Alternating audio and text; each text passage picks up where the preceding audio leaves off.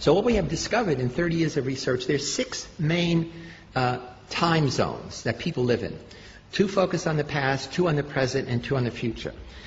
The people who focus on the past either remember all the good old times, successes, happy birthdays, nostalgia. These are the people who keep the family record, the family books, who have the family rituals. There are other people who focus only on regret, only on failure, only on all the things that went wrong. So we call those focus past positive or past negative. There are 2 ways to be present-oriented. The most obvious is to be hedonistic, that you live for pleasure and you avoid pain. You seek novelty, you seek sensation. There are other people who are present-oriented because they say, it doesn't pay to plan. My life is fated. Fated by my religion, fated by my poverty, fated by the conditions that I'm living under. Most of us are here because we are future-oriented, that we have learned to work rather than play, to resist temptation. But there's another way to be future-oriented. Depending on your religion, life begins after the death of the mortal body. To be future-oriented, you have to trust that when you make a decision about the future, it's going to carry out. If you have great inflation, you don't put money in a bank because you can't trust the future.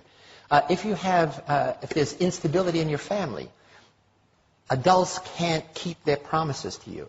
The closer you are to the equator, the more present-oriented you are. The more you're in an environment where climate doesn't change, it gives you a set of imagining sameness rather than change.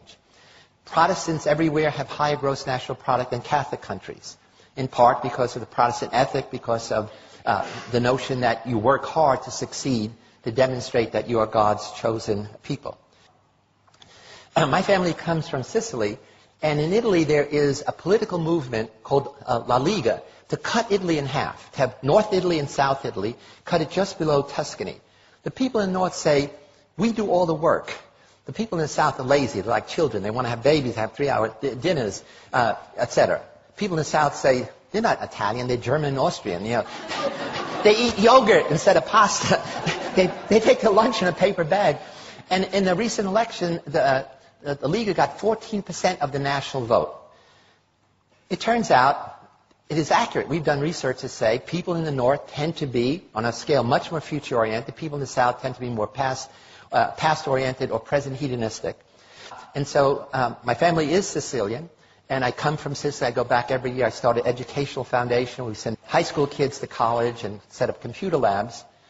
And I'm talking about some of this stuff, and a man comes up and says, I'm a poet. I live with words. And it wasn't until I heard your talk that I realized there's no future tense verb in Sicilian dialect. I said, what do you mean? There was, is, there's no will be. He said, that's why nothing gets done. And I didn't realize it because we never planned. So again, here's how when you have a number of people who share a certain time perspective, then it does come to characterize the nation. In the same way, if you have a Catholic nation where people tend to be present or past-oriented, rather than a Protestant nation where in general people tend to be more future-oriented, it affects you in very profound ways. So there's a wonderful book called The Geography of Time, and it's written by a dear friend of mine, Robert Levine, who's a social psychologist, and he actually literally went around the world doing wonderful experiments. He looks at what he calls the pace of life. See, time perspective is how people divide their own experience into partitions, time zones. Another kind of time orientation is your sense of duration. How much time has expired while you're sitting in a dentist's office before they start drilling? How much time has expired when you've been waiting in line? How much time has expired when you're having fun or upset? So time duration is totally a function of whether you're bored, whether you're excited or not. And what he does is he shows that in different cultures, people have a different pace of life. And you do this very simply. You sit in a cafe and you mark off 100 meters, and as people pass, you start a stopwatch. And you see how fast people walk.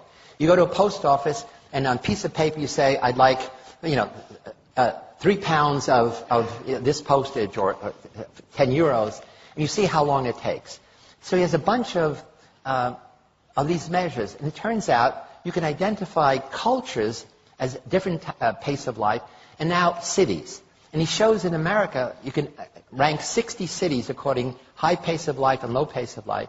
And the ones that have the highest pace of life, men have the most coronary problems. That is, this becomes part of your whole way of life.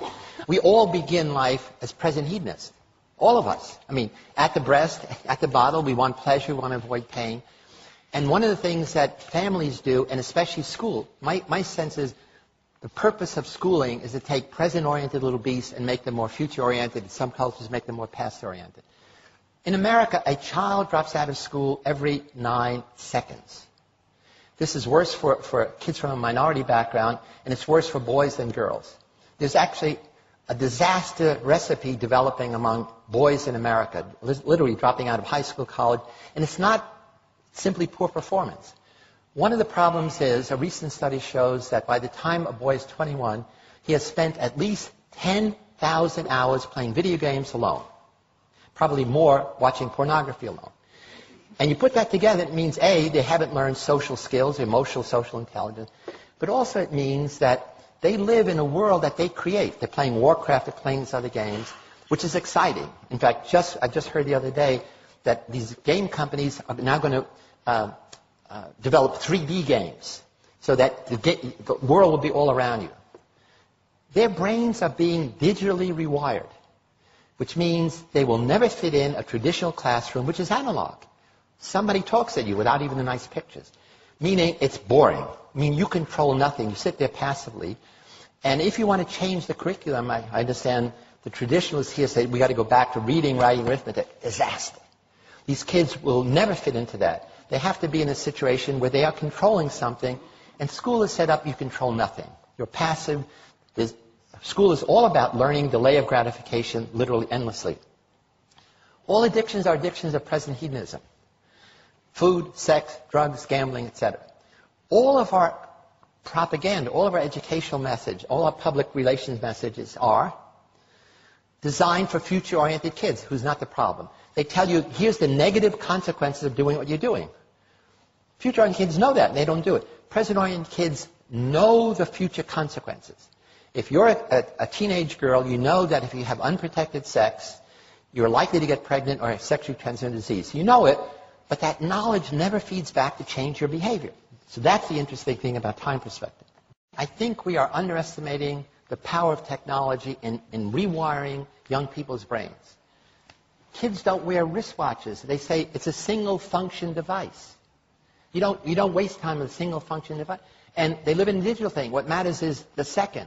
You know, I didn't mention one of the things that gets people upset in America is how long it takes to boot up your computer and how long it takes to download something. Less than a minute.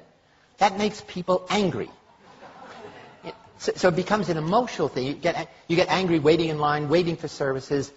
Waiting is a waste of time, even if it's waiting for your computer to boot up. So I think there's a fundamental change going on in our culture that I think we adults are not realizing, that kids are totally different than we were. And it's because it's revolution in time. There was a recent study we did with USA Today, asking Americans how busy they are. The vast majority of Americans, more than 50%, said, I'm busier now than I was last year, I'm busier last year than the previous year, and I sacrifice friends, family, and sleep for my success. This is across the board, not separating by future orientation. And then we say, suppose you had an 8-day a week, what would you do? They say, oh, that would be great. They would spend most of that time working harder, achieving more, not with friends, not with family, and not even sleeping. They did this study 20 years ago, and I was upset, again, from this Italian background. Only 60% of Americans said they have regular sit-down family dinners. When we redid the study last year, only 1 in 5 American families have sit-down dinners together. In America, we talk about family values. You can't have a family value if you never have family meals together. I think many of life's puzzles can be solved by simply understanding our own time perspective and that of others. Lots of conflict we have with people is really a conflict in different time perspectives. Once you're aware of that, you stop making negative attributions like you're dumb or you're childish or you're pig-headed or you're authoritarian. It's really the most simple idea in the world.